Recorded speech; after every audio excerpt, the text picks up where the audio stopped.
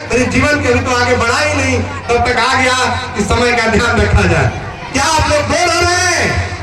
ऐसे लो, क्या मेरी बातें अच्छी लग रही है? ऐसे लो, बहुत सुंदर, बहुत सुंदर।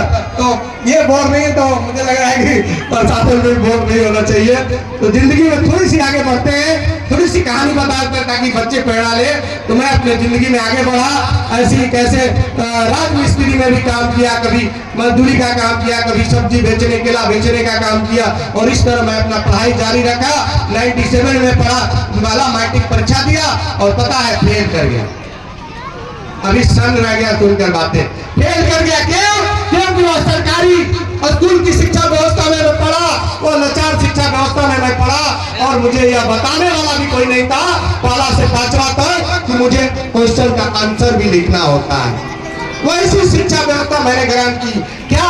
क्योंकि ऐसे ही क्या हुआ करता था जहां उस समय प्राइवेट स्कूल नहीं हुआ करता था। अगर होता तो मेरे भी माता पिता मजदूरी करके बेशक ऐसे प्राइवेट स्कूलों में भर्ती करते और मुझे वो दिन देखने का नहीं मिलता।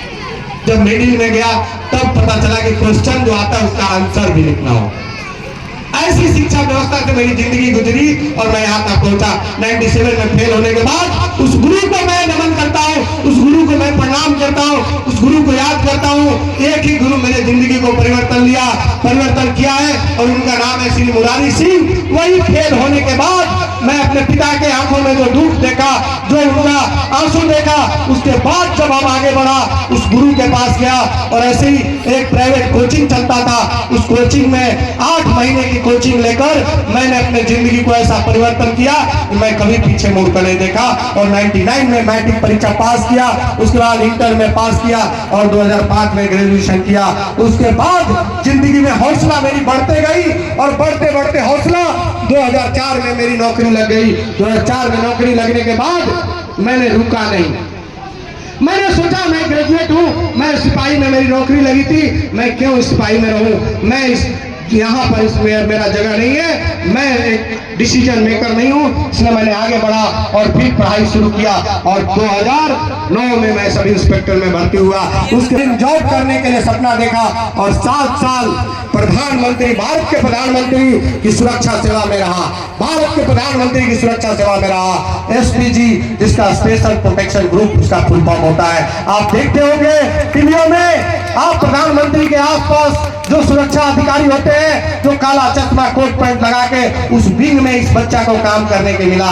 एक मजदूर का बच्चा, एक पिछड़ा हुआ गरीब का बच्चा कहां से कहां पहुंच गया? यह किसके बदौलत? शिक्षा के बदौलत। शिक्षा में वह ताकत है कि आप दुनिया के किसी भी बिंदु पर आप पहुंच सकते हैं। यह शिक्षा में ताकत है। इसीलिए बाबा साहब भीमराव अम्बेडकर कहते हैं कि शिक्षा वह शेरनी का दूध है जो पिएगा वही दहाड़ेगा। आप जिस दिन शिक्षित बन जाएंगे आपको कोई बरगला नहीं सकता, आपको कोई उल्लू नहीं बना सकता। शिक्षित बनना है, जीवन में आगे बढ़ना है। फिर मैंने 7 साल प्रधानमंत्री का सेवा किया, सुरक्षा में सेवा दिया और उस दौरान मुझे 4 फॉरेन कंट्री जाने का मौका मिला। 4 फॉरेन कंट्री, फॉरेन मतलब विदेश, अपने देश के अलावा मैंने दूसरे देश में जाके भ्रमण किया। मैं जर्मनी, रसिया, उज्बेकिस्तान और ब्राजील जैसे कंट्री को जाके घूमा। आप सोच सकते हैं कि जीवन में कैसे परिवर्तन होता है। आप इमेजिन कीजिए, एक बच्चा, एक ऐसा गांव का बच्चा जहां शिक्षा का कोई वैल्यू नहीं, जहां शिक्षा का कोई वैल्यू नहीं, वहां ऐसी गरीब समाज था जहां मजदूरी करना, केवल जीवन यापन करना, यही जीवन यापन था, यही हमारा जीवन था। लेकिन यह शिक्षा ने ऐसे तकदीर बदला।